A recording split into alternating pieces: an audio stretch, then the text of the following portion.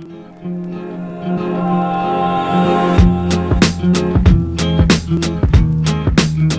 right, welcome back to Meet the Creatives. Today, this is crazy. I can't even believe I'm saying this out loud. Debbie Millman is on the podcast, and I want to first and foremost say, Debbie, thank you for being on. And you were the inspiration for me doing this podcast. I remember I went on Amazon one night and ordered a microphone, and I wrote you this whole big letter, which was entirely too long. But you were really my inspiration for this, and Design Matters and all the work that you've done has really inspired me to do this. So it will be a shell of a podcast compared to yours, but. Oh, Rob, thank you. I'm honored and delighted and thrilled and proud to be here. Thank you. All right, so for the past 20 years, Debbie Millman has been the president of Sterling Brands. You are also the founder and the host of my favorite podcast, Design Matters. You have several visual essays. You are the chair with Stephen Heller at SVA, which Stephen Heller's the man. He's another one of my mentors. He's so great. Yeah, well, let me just make sure that it's clear that I'm the co-founder and chair of the Masters in Branding program. Masters in Branding program. Not the whole school. Oh, okay, yeah. You should be. It's not if, it's when. Oh, yeah. You got a lot going on there, so. But you are kind of known as somebody who knows a whole lot about branding and art and design. But when did you first discover your love for branding? I read recently that when your parents gave you a box and you kind of had an unexpected surprise. What was that about? Well, I came across a drawing that I had done when I was about 8 years old. And it was sort of the typical drawing that you'd see a kid do. It was a street scene. I'm a native New Yorker. It was a street scene in New York City. And there was a bus going by and a taxi, and in the background you saw different stores that had labels on them: dry cleaners, bank.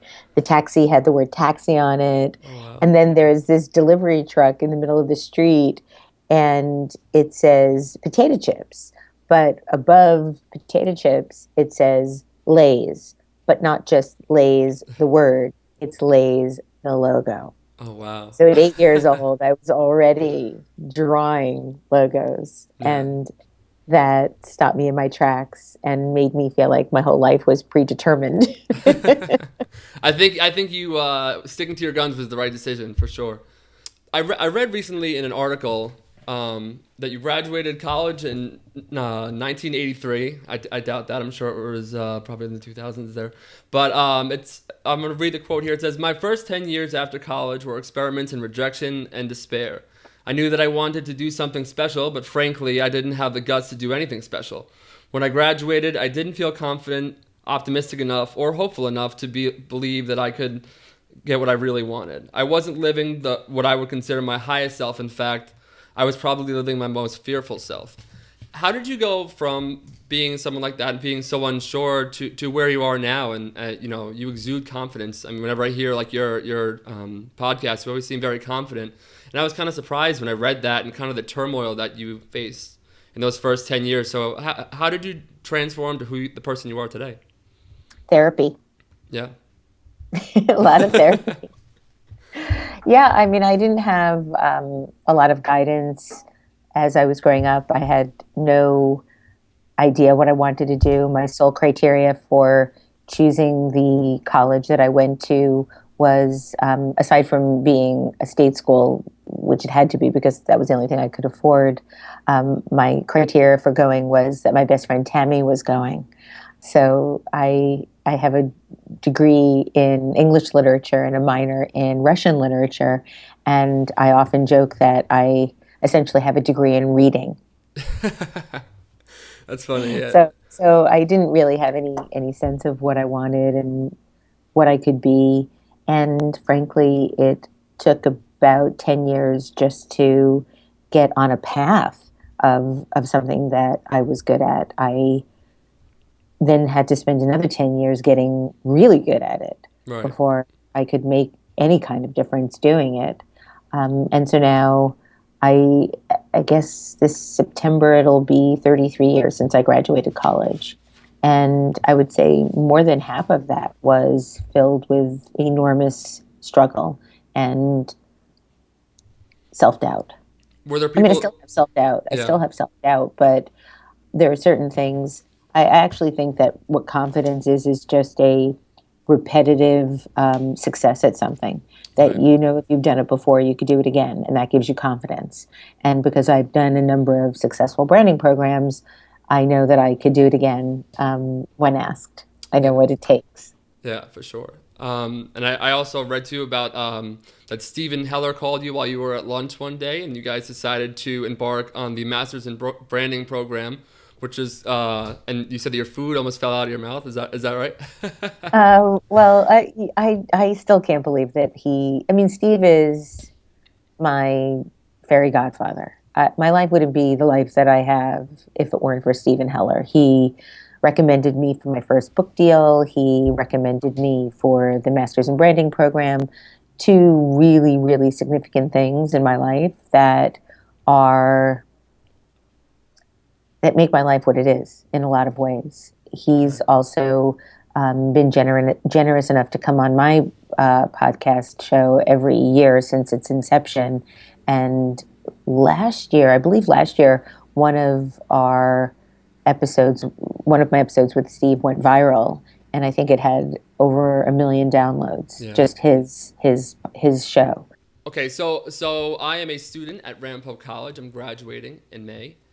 And one of my professors there, who was very influential to me, her name is Bonnie Blake. She's a huge fan of yours, by the way. She couldn't believe. She was like so excited when I told her I was gonna get to interview you. Hi, Um, Bonnie. oh, that's gonna make her day. But she told me about a year ago to get involved in AIGA, and I kind of was hesitant to do it. And then over time, I started hearing more and more about it, and I figured, you know what the heck, let me try it. And the first event that I went to was the AIGA Christmas party. Oh, that's where we met. Yeah, exactly. And so when I went there, I was gonna go with my girlfriend, who's now fiance, Sammy. And Congratulations. thank you very much. And she's awesome. She told me though to that I should go, and she was gonna come with me, but she said, you know, what am I gonna do? This is gonna be no one to talk to. I should go by myself. So it was kind of daunting to go into Manhattan by myself to a Christmas party where everyone probably knows each other, and so I went there, and for the first like 45 minutes, nobody talked to me at all. Like everyone was kind of very cliquey, and it was kind of quiet, and it seemed like a little bit cliquey at first. And then as the night went on and the drinks started pouring, people eventually started talking more. But I remember there was a moment where I thought to myself, like, maybe I should go home. And you know, they said that there's a sense of community. I don't really feel that. But then I kind of just made it a point to start introducing myself to people. And I met, you know, one after the other, amazing people. There was such a sense of community. There was one guy in particular that I talked to, and he kind of introduced himself to me and told me a little bit about AIGA. And the next thing you know, I loved it. And I loved that sense of community. And this guy had a great beard, by the way.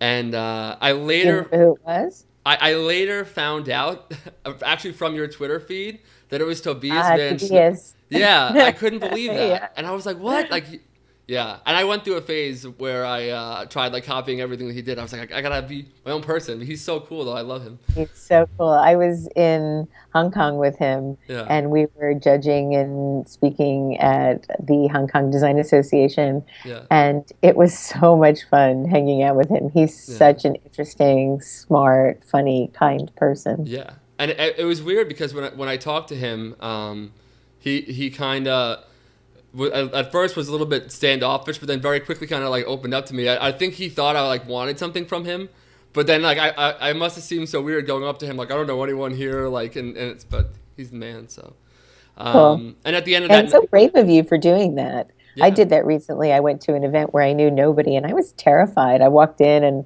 was sort of cowering in the corner like a wallflower until I got the courage to just go up to some people and start chatting. But yeah, it's terrifying. yeah.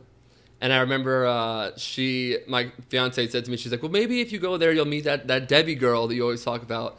And it was funny because like right at the moment when I finally was like getting like a group of friends and everything was going great and I was taking pictures And then I actually have the picture here. It's still on my refrigerator.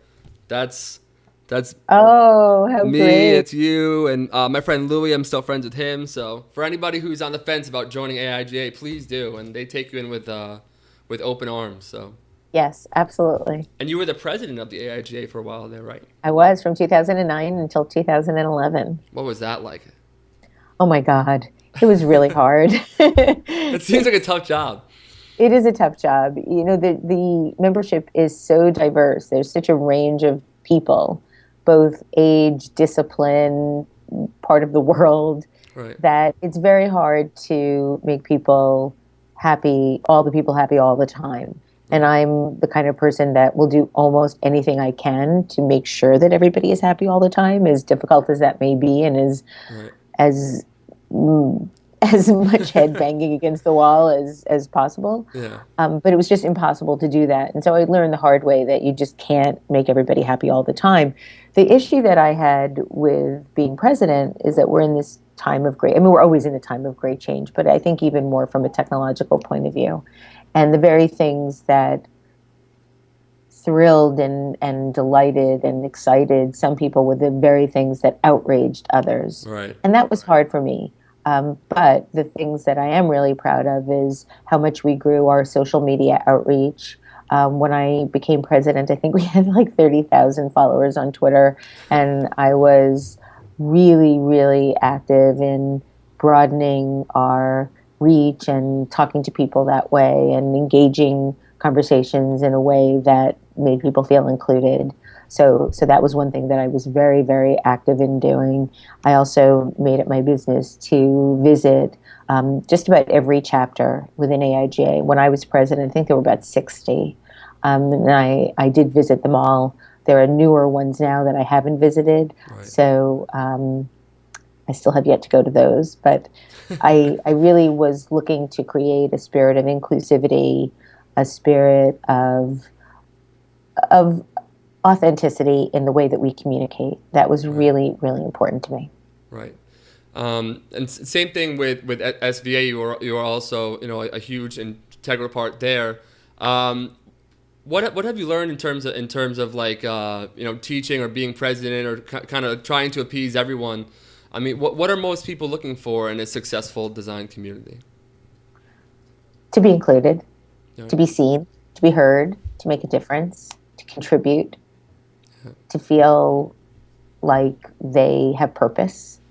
And when I first started out in AIGA, I had the same feeling that you had in that first 45 minutes of being at the party. Oh, it feels Alone. icky. It feels like I'm not necessary. And ultimately, you do have to forge your own path. But it is important to ask those questions or to say hello first or to put your hand out first. Right. But it was hard for me. It was really hard for me. I don't know that I would want anybody to go through what I went through in my first experiences with AIGA because I was rejected quite a lot. And Yeah, I read that. I was kind of like shocked to find that out. and it was really, really hard to continue to come back after the second or third rejection. But Right. ultimately, Rick Raffay, the then executive director of AIGA, it really encouraged me and inspired me to stay involved and to continue to try to make a difference. And ultimately, I was able to do that. But it was challenging. And I Right. think anything that is really worthwhile is challenging. I part of what has kept me going was the notion that I didn't expect things to happen that quickly. Right. And I worry now that we live in a day and age that I call a 140 character culture where we expect everything to be said, done, completed, and communicated in an instant. Right. And I think that anything worthwhile takes a long time. And we've lost some of our resilience in our patience by wanting things so quickly, by having such a sense of or a need for immediate gratification. Right. And I've heard you talk about that before, and also about Generation X and it kind of being called Generation D.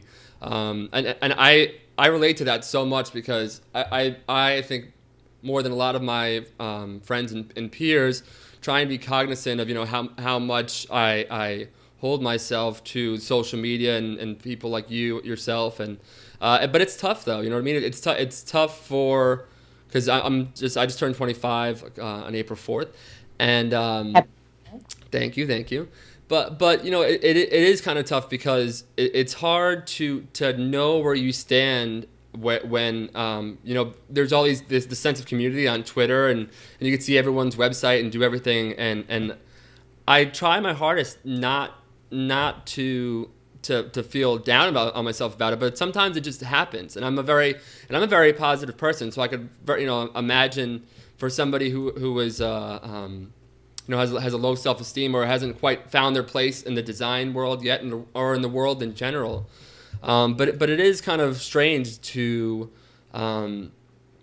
for people are wondering why they're not getting a job at Pentagram and they've been out of college for like a month. You know what I mean? But they see these people and Tobias and although they're doing great things and they're very young, I think that they are the exception, and it's kind of tough to think that way though, because you want what's best, but at the same time, I feel like our generation's not realistic about how long things take. I know that's kind of what you said, but I Yeah, totally no, I agree. agree. And there aren't very many Tobiases or Jessica Hishes or Jessica Walshes. There aren't. Right, And one of the things you talked about, Generation D, what D stands for is depressed. right, And the reason that people are feeling depressed is because we live in a day and age now where everything is measured. How many friends do you have? How many likes do you have? People are self-positioning on these websites, on these social media sites, to present the person that they want other people to think that they are. right, And so we're only seeing a highly curated sense of self and what people want to put out there. And so what that does is essentially whitewashes a life. right, And people look at these lives and see only what the person right, wants to put out there, wants you to see. right, And you have very, very diluted view of what is real. right, And then as a result, we copy that, we do the same thing. And so what we're seeing are really edited lives. right. And for those of us that do go through hard times or struggle or get depressed or have writer's block or designer's block or whatever it is, Right. very difficult to see a life that is at a distance that looks to be perfect. And Yeah. of course you're comparing yourselves. We're humans. We're the species in and of itself is highly competitive. It's survival of the fittest. And Yeah. if we see somebody fitter than we are, it gives us a sense of needing to be better. And it's especially difficult in a day and age where this is applauded. This is something that is seen as Right. enviable. The more, why do we need to know how many friends a person has? Why do we need to know how many people like a photograph or how many people are following you on a particular site? How many views something has? It's only to give us credence, confidence that other people think it's good or worthwhile. And so the fact that everything is measured, it's no surprise now that you can buy Twitter followers, you could buy Instagram likes. Right. And so the whole thing becomes just this giant subterfuge. It's all just it's a Trojan horse Right. essentially. And Absolutely. so I think we have to be really, really careful about how we assign meaning and how we compare ourselves to others, because ultimately, if we feel like we have to compare to others, there's an innate sense of not being good enough to begin with. Right. And that's what also needs to be looked at, I think. I think for entry level designers, the most important aspect to be able to convey is that you are going to provide a benefit Right. to your employer. Right. You're asking somebody to pay you, an entry level person with no experience, to do something that you love in exchange for their money. Right. So, what is the benefit in doing that for the employer? Employers, for the most part, while they might care for their employees and feel grateful for their contribution, they are not going to just throw around money for any altruistic reason. They Right. want a return on the investment for who they are paying. And so I think that not only do you have to be likable, people want only to work around people that they like and feel inspired by. They also need to, entry level designers need to provide some type of benefit. Are you going to work harder than anybody else? Are you going to be more eager than anybody else? Are you going to push yourself harder than you've ever pushed yourself before? What are you going to do? If you're starting to think as an entry level designer about your work life balance or your benefits or your vacation, and all of those things are important, but when you're starting your career, your main focus should be on working as hard as you can, working harder than anybody else, and making a difference wherever you're working. How can you be irreplaceable? How could Right. you make yourself irreplaceable? So you also want to be somebody that is considered what I consider to be a generator. So my former partner, Simon Williams, has often said that there are two kinds of people in the world: generators and drains. Generators are people that come into a room, make the room a better place just by the sheer virtue of entering into it. Their Right. energy, their enthusiasm, all of The these Don things make, Draper. yeah, well, A maybe. nice, a nice Don Draper. Yeah, A exactly. On his kind best Don day. Draper, yeah. Andre Brown on his best day. Yeah. And so they make a real difference. And then there are other people, and I think everybody knows somebody like this, that no matter what is happening, as good as it might be, there's always something that the person can find wrong. There's always some complaint that is made about something. Maybe it's the temperature of the room or the way the sun is coming through the window. Who knows? But people tend to suck the energy out of a room when they're like that. Yeah. And people don't want to be around people like that. So Right. I think one of the most important qualities to have as an entry level designer is to be a generator, to make the room a better place than it was before you went in. Right. That's great advice. This is awesome. It's better than any of the articles I found on LinkedIn. Just that one little snippet there was really good. Yeah, Um, I mean, I'm working on a book now which is all about this, and one of the chapters is called Nobody Cares If You're a People Person. You know, when people say, "So, right. what can you offer that nobody else can?" Well, I'm a real people person. Yeah. Great. Yeah. I like to Everybody, ride my that's bike in table stakes. Brooklyn. Yeah. That's table stakes. Everybody should be able to interact with other people in a positive way. Right. So to be a real people person is not a benefit, it's table stakes. You have Right. to prove that you can do something or be better than anybody else that you're competing with in an entry level position. Right. Not to say that you need to be as experienced or as great as a senior designer or design director, but in your competition set, you want to be the best. Right. I remembered while you were saying that, and it's actually right in line with what we're talking about. This is what I meant to say before. I talked with Sean Adams about dealing with his students and having a style. For people that are leaving college and going out into the real work world. And we talked about how when I first went to college, and then in my freshman year, everybody seemed like they were trying to have their own style. You know what I mean? If you looked at that project, I would know that that's Cole's project because he always likes to use Futura with a lot of and Right. people would kind of have these. It would be easy to tell, and I think that as a young designer, I went into college thinking that, well, if I had my own style, that would make me a good designer. But leaving, it's almost like whose work cannot be identified and whose work, meets the criteria of that client. And I talked with Sean about how, do you teach that to your students to just be like versatile and to not have a style? And I know that this is a kind of a topic that's been beaten to death in the design talk world. But what is better to have, like your own style or to be versatile, or what do you recommend? I think it really depends on the individual. I think that if certain designers do really, really, really well with a certain kind of style. Right. Um, Paula Scher is somebody that has a certain kind of style. Sometimes that's identifiable, and then other times it isn't. Right. Um, I think it really depends on the kind of work and the kind of client. Is there room for style?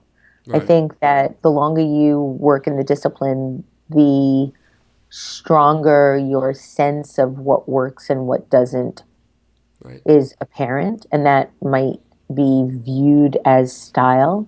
But then there are times where there's no room for a designer's voice in the messaging. The messaging needs to be as clear and clean as possible without the editorial nuance of a designer's voice.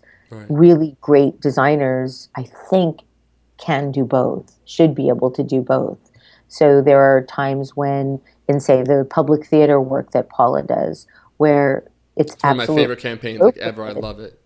for her voice and her style to be apparent. But then if you look at other work that she's done for, there's a museum in Philadelphia that she's done a lot of work with, Yeah. and you can also see that there's a Pauliness to it, but that is very, very different than the work for the public. So Right. then it becomes a question of, again, nuance. Whereas there's other work that she's done, say, for Weight Watchers Hmm. or um, the New School, where it isn't immediately apparent that it's Paula's hand. Right. And so I think she can really exceptionally do both. Right. Um, and I think the greatest designers in the world can do both.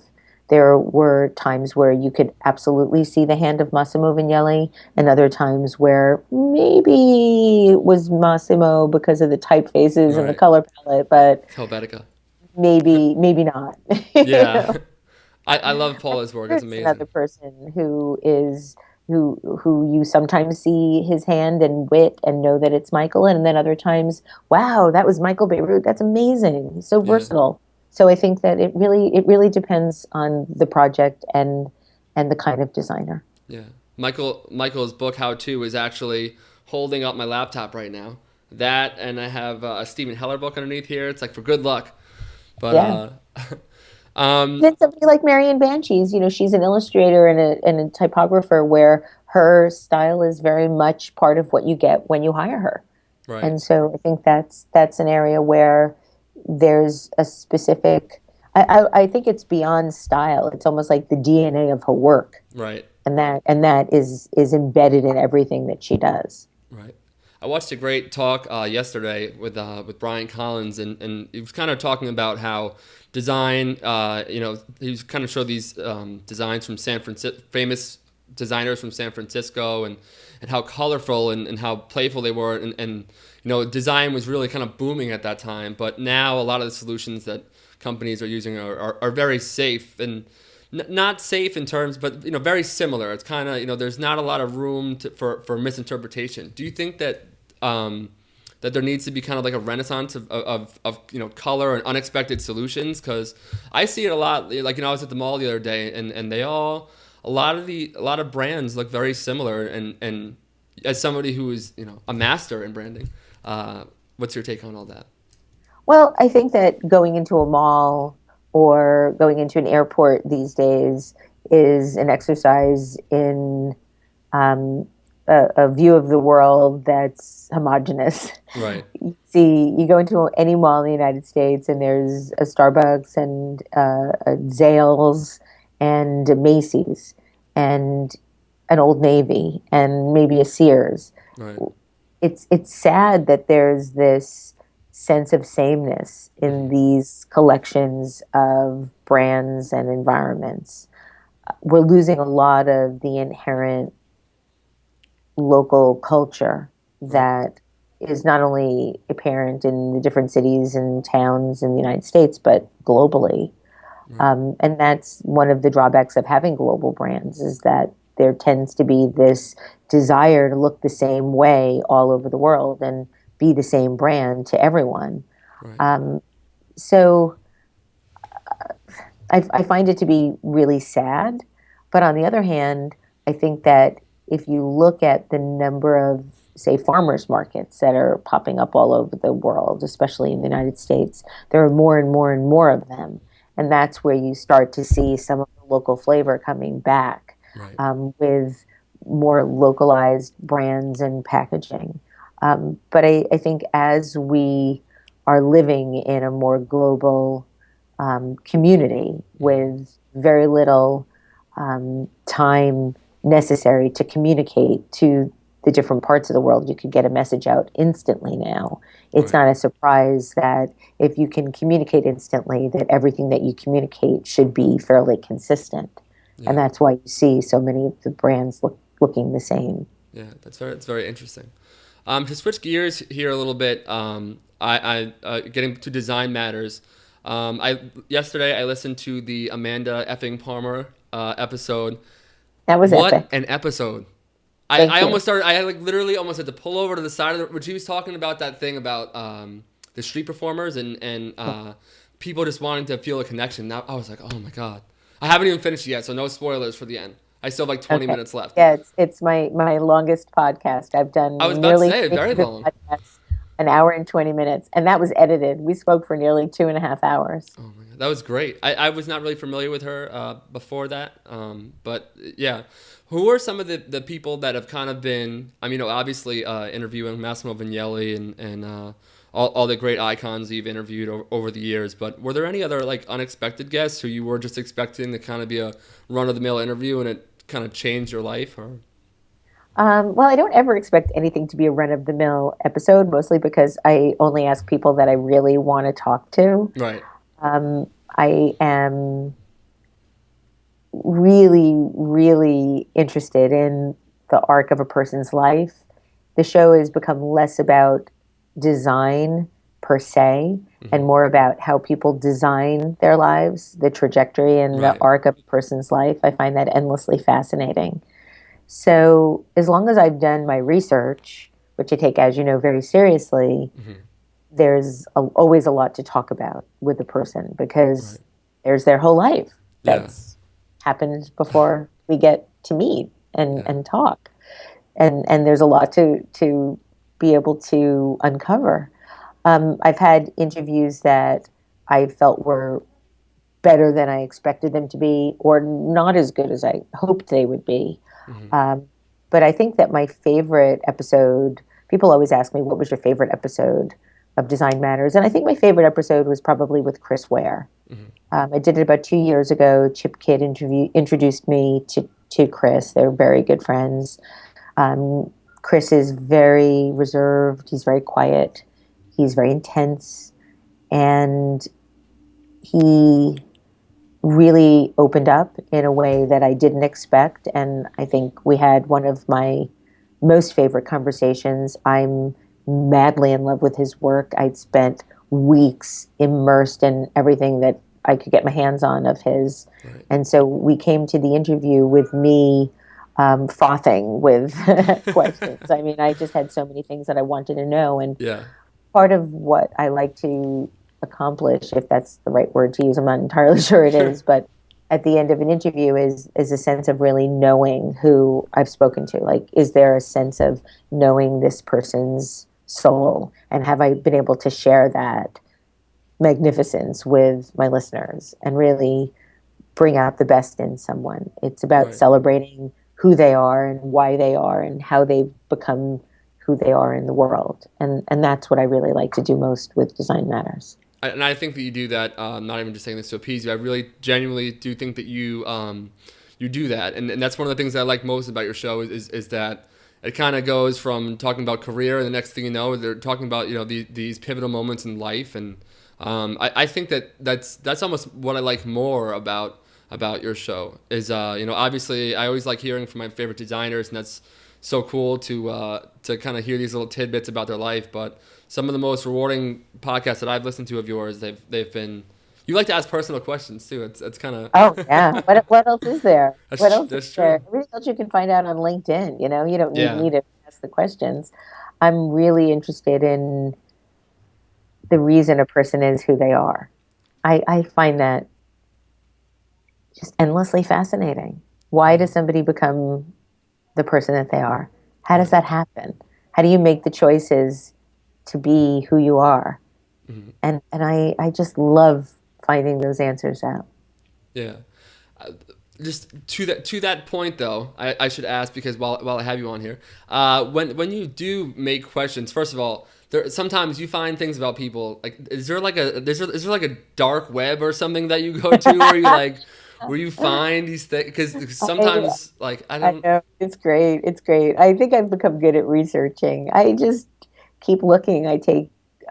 First of all, it's so much fun to give yourself permission To to stalk. just surf. Yeah. So you read one thing, and there's always a link to something else, and something else, and something else. And before you know it, you're like reading the story of Genesis. Yeah. It's Yeah. you all back to the beginning. And I love that. Imagine giving yourself permission to just read whatever you want to read without a sense of it having a time limit or an expiration date. Right. And that's what I do when I research. It's just open ended. Right. And I want to read everything.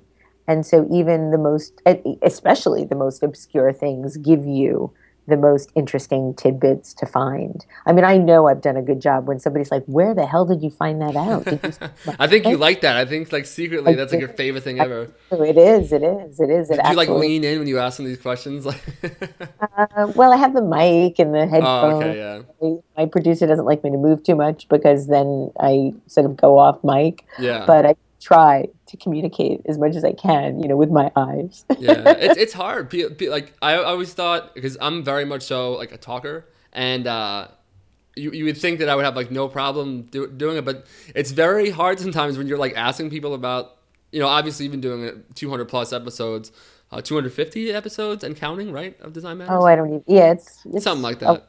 It's a lot. No, but to ask people and to kind of have to go into their like LinkedIn and do you ever feel like that it's I feel like weird sometimes because I feel like I'm not like stalking, but like in order to like research them thoroughly, you need to like read their books and like right now like I'm listening to your audiobook. I rewatched all your your talks and stuff online.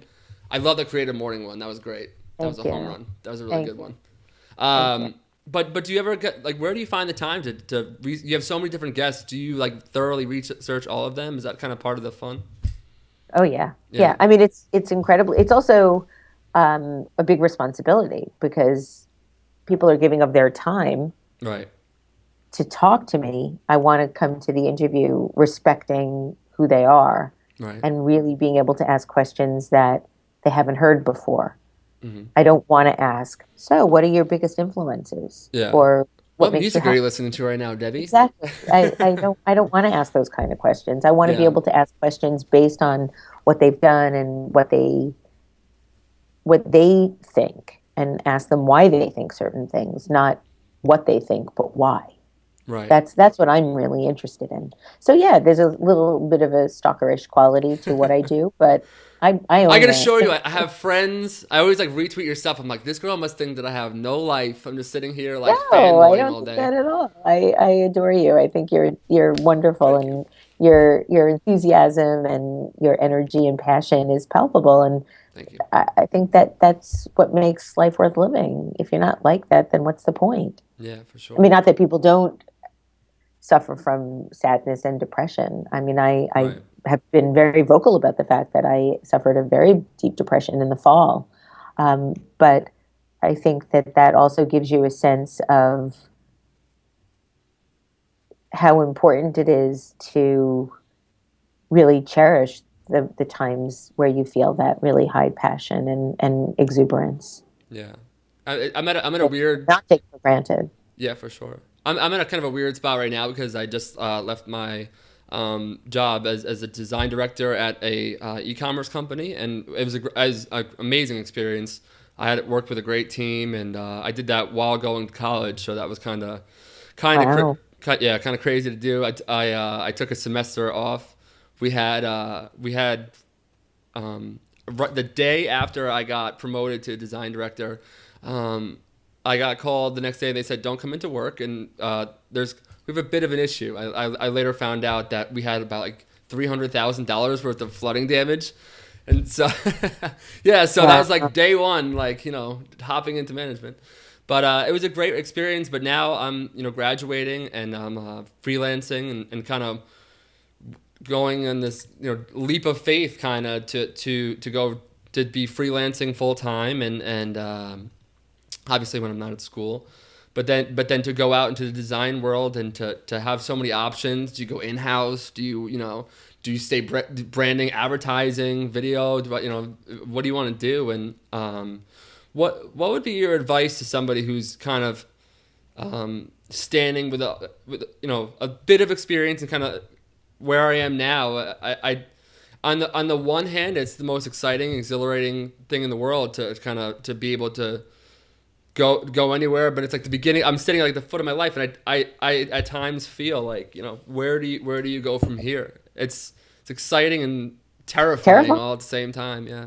Yeah, absolutely. And I remember that feeling. I remember the summer I graduated college, and I've written about it and looked both ways, standing at the intersection of Sixth Avenue and Bleecker Street and sort of envisioning my future and feeling really scared about what I could and couldn't do. Most of what I thought I couldn't do, I look back on now and see it was entirely self-constructed.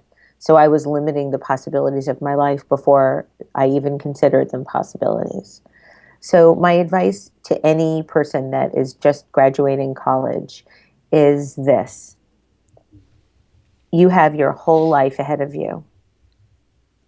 This is the time to experiment, and this is the time to stretch all the notions of who you think you are and what you think is possible. Don't limit what is possible in your life before you even consider if it's possible. Right. Push yourself to reach for more. If you have dreams, which I know you must, you seem like the kind of person I'm a that dreamer. really has big plans. Hmm. Live into those plans. Don't compromise. Don't settle. Don't give up. When you're in your 20s, the whole world is a possibility. Right. One can say that about any day in anyone's life at any age. Right. But when you're in your 20s, you have permission for that to be the case. Right. It's expected that that is the case. You are expected to experiment. You are expected to fail. It is absolutely, totally fine to not make it the first time around when you're in your 20s, Right. or the third time around, or the fifth time around. The one thing that I would tell anybody in their 20s now is to realize that most people give up after the second attempt that fails. Right. 80% of the population of triers stop trying after the second attempt. So that means that if you try for the third time, or the fourth time, or the fifth time, there'll be a smaller pool of candidates. And eventually, if you want it badly enough, you will make it happen. People think that they fail. What they do is give up. Right. And that is what is the failure. Right. It's only a failure if you accept defeat. Right. That's Otherwise, true. you're just trying. You just keep trying. Yeah. I do. I kept trying with this podcast too. I was persistent. I was like, I'm You just gonna were. keep sending it. She's gonna do And it. I was really impressed. And you also did it in a really nice way. You weren't overbearing or sort of angry. You just were Yeah. really kind and nice and funny and sweet. I always put the smiley faces to be unassuming. And, It and, worked. and also I have this thing where I'll try on like different mediums. So I'll be like, email, maybe sometimes on Twitter. But this Yeah. has been No. awesome. It's so crazy to kind of, and I've seen it a lot in my life where already I can kind of see just having like that stick to itiveness, I guess is the whatever it is. But it was not too long ago that I have this weird, vivid memory of being in my friend's driveway and staring. It was like one of the first days of spring. I was staring out the sunroof and I was listening to your episode with Ron Burridge and Burridge, one of Yeah, them. courage. Like Yeah, courage, courage. Burridge. All right. Anyway, I was listening to this to this podcast, and he talked about, and I have to credit this story with kind of like the reason why I am the way I am is because he said about applying to Disney and about how he would just, I think the term he used was like carpet bomb them with, and eventually they're just like, all right, you could work with us. What, like, it was different than that. I'm paraphrasing here, but just kind of, eventually, and the same thing with you with AIGA, you kind of just kept submitting and because the worst thing that people can tell you is, to F off. That's it. Right. That's it. And it's so funny when you reach out to people and they kind of just like get back to you and you're just like, wow, I could do anything. I got Debbie Millman to come on my podcast. This is the greatest day of my life. And I felt the same way when I had Massimo Vignelli. I called Massimo Vignelli at his studio expecting to get an assistant or a receptionist. It was about 6:30 in the evening, and I called the main line, and I asked to speak to Massimo, and he said, "Speaking." Oh, my God. Heart drops right there. Everything drops. Yeah. That's how I felt in the first 15 minutes of this podcast, to be honest with you. But, well, thank you. But now we're friends. Absolutely. Like that. Yeah. Real quick, but last thing. I want to talk to you about... my fiance would kill me if I didn't bring this up about AIGA women's lead. Yeah. And I saw that Linda Decker is one of the people on the board. Is that right? Yes, that's true. Crazy thing about her is that one of my professors, she was a colleague of his, and in my freshman year at school, he showed me her website because I showed him my website, and I was like, "This is great, right?" And he's like, "No, this is great." And it was Linda Decker, and then it was kind of weird to see that. But anyway, AIGA Women's Lead. Yes. I would like you to explain a little bit about that because I think it's very important. Well, I think more than half of the membership of AIGA is women. And so this is an opportunity for women that have been in the business for a long time to help other women that are just starting out with inspiration and ideas and opportunities and initiatives. And so it's a group of really cool ladies that are trying to make a difference with an AIGA for other women who want to make a difference in the design community and beyond. That's awesome. That's really cool. So I'm on the committee, the leadership committee, and we are all about inclusiveness and mentorship and opportunity. That's cool. It's really cool. It's very neat. You're always doing cool things. What is your next project? Are you doing anything right now in particular? What's going on in the world of Debbie Millman before we close up here? Well, I recently moved to a new place, so I've been having a lot of fun decorating and designing my home, which is a brand new medium for me. I like your foil tiles. They were nice. Thank you. I decided to do an homage to Invader. Yeah, that's so cool. So I did a mosaic that was based on the Invader art. And then I'm also working on a new book, which is called Why You? How to Get a Job When You Graduate. And that's something that I'm hoping release it by May. Next year. Cool. And it's very much about, it's real world, sort of in your face advice about what it takes to get the kind of job you really want when you leave school. Cool. That's awesome. I'm gonna read that. I'll probably still be job hunting by then, so No, you kidding, you're gonna be running the world. Oh, thank you. I'm trying. All right, well, yep. Debbie, thank you so much for coming on. This has been a dream come true, and that's a little overzealous to say, a dream come true, but it kind of is, I wanted it to happen. I was hoping it would happen. I'll take it. So, thanks so much for being on, Debbie. It's been awesome talking to you. Thank you.